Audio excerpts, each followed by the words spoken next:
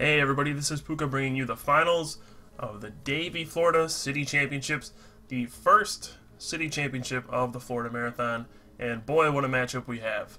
On the left, we have the Top Cut's very own second place world's finisher from 2010, Michael Pramawat, and the man who just mulliganed on the right, two-time world champion, Jason Klaczynski.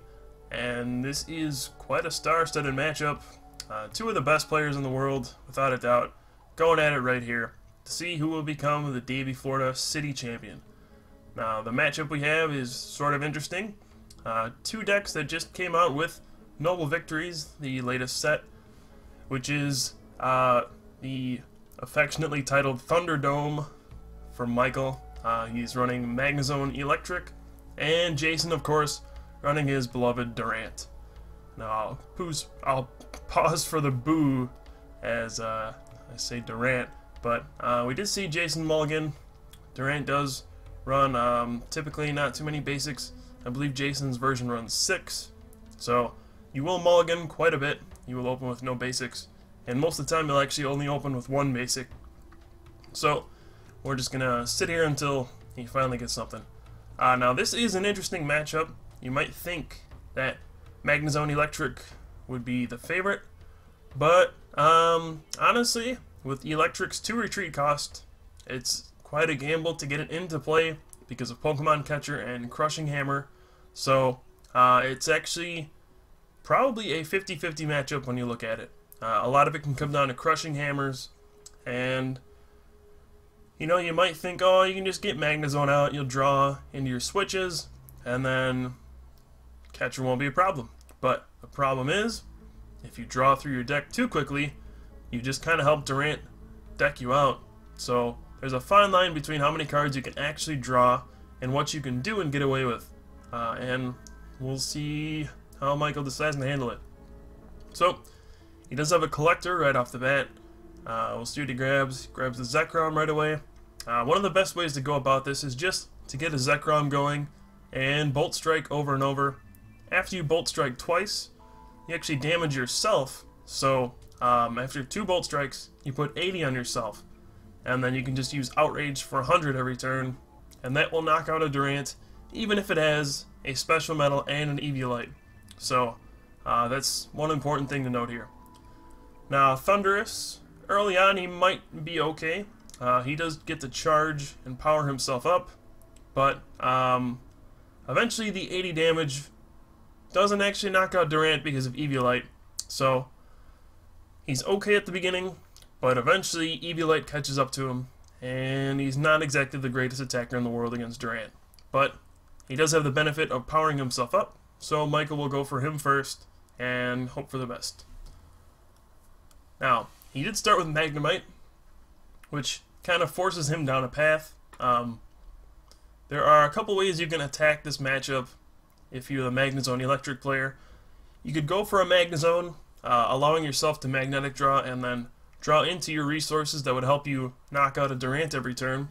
The risk of that, of course, is if you just draw too many cards and then eventually you get devoured. I mean, your Magnezone could get Catchered out, and then you'd be forced to Lost Burn, and you can just kind of run out of energy in play and then miss a couple turns on well, things like Crushing Hammer, like we just saw here. So this sort of thing can happen. It's very annoying. However, we did see Jason Juniper right away after a Catcher on the Magnemite. And here is a Victory Medal. Oh, he gets 2 tails, so that won't do anything. So not the greatest start from Jason, but he did hit that Crushing Hammer, which would prevent any sort of a fluky turn 2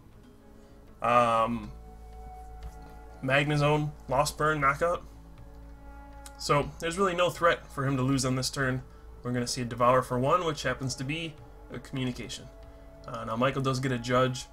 Interesting that he decided not to bench the Dynamo the previous turn. The reason he did that was because of Catcher. I'm not sure whether or not he should have just benched it, but it's hard to tell. Catcher and Crushing Hammer make things very difficult, and sometimes you just don't know what the right thing to do is. So here he could play a Junk Arm for the Communication, but the downside to that is he won't have those junk arms for catchers later. I mean, not catcher, for switch later. Now that's a big deal because switch is kind of what helps you out in this matchup. The way you lose is if you get an electric stuck in the active position with no energy and you can't retreat it.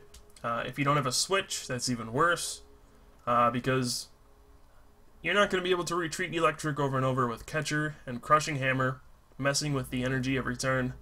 But switch is what lets you get out of it and still attack Durant for the turn.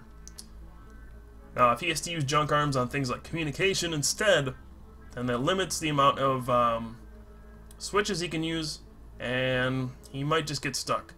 Now, this is unfortunate that he actually has to eke on the second turn, but looks like he actually decides to pass, which is kind of a puzzling move. I probably would have rather seen him use magnetic switch if he's not going to eke, like he did the previous turn. Not too sure why he did that, but maybe there's something I'm missing. Now it's Jason's turn, and he's got to figure out what he wants to do. Looks like Michael does have 7 cards, so he hasn't really done anything, and he didn't eke. Now, this could be kind of confusing for Jason. He doesn't really know what's going on, but we know that Michael has 2 Eelektriks in his hand, so he can evolve both those Dynamos, and he can actually start powering stuff up, like the Zekrom in his hand. So, if Jason had an N, it'd be something to watch out for. Maybe he would play it here. Anytime your opponent sends up a Cleffa and doesn't use Eek, that's kind of a signal to say, hey, I have a good hand. But if Michael hasn't even evolved his Magnemite yet, this could be pretty puzzling to Jason. I mean, what would you hold on to that he wouldn't use Eek here? And the answer is 2 Eelektriks. So we'll see if Jason catches on and see what he decides to do.